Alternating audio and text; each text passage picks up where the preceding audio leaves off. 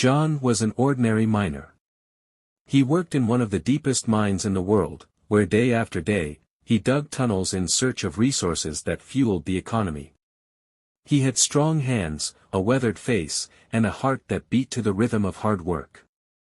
No one could have predicted that his skills, honed through years spent in the darkness, would become the key to humanity's survival. Everything changed in 2035 when the world stood on the brink of destruction. The conflict with Russia escalated to unimaginable proportions, and the decision to use nuclear weapons became inevitable. John, like most people, lived in constant fear, with a heart full of uncertainty about the future.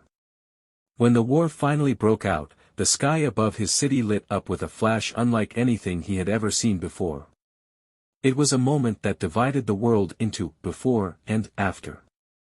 In the chaos, John decided that he had to do something. He couldn't sit idly by while his country was being destroyed.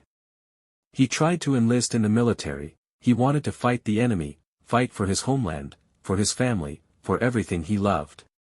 But fate had other plans. When he arrived at the recruitment center, he heard something that would forever change his life. The recruitment officer looked at his documents, then directly into John's eyes, and said, "We need you underground. You must dig the tunnels where we will shelter those who survive." John felt disappointed, but at the same time, he understood that his skills were now more valuable than ever before.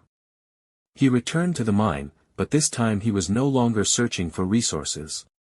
Now he was digging tunnels that would become new cities. Instead of sunlight, John lived in the glow of mining lamps, and instead of fresh air, he breathed the scent of dampness and dust.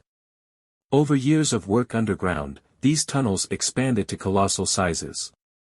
What began as a simple shelter eventually transformed into true underground cities.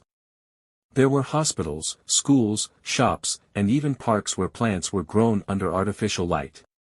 John became a legend among the inhabitants of these cities, a symbol of perseverance and hope. He often sat by a campfire, telling his story to young people who had never seen daylight. He spoke of how he survived the nuclear war, of his dreams of fighting on the surface that never came true, and of how he found a new purpose by laying the foundations for a new world. He understood that war is not always fought on the battlefield. Sometimes the greatest battle takes place in the darkness, deep underground, where the new heart of humanity beats. And although John never fought with a weapon in hand, his work saved thousands of lives, and his legacy endured for generations.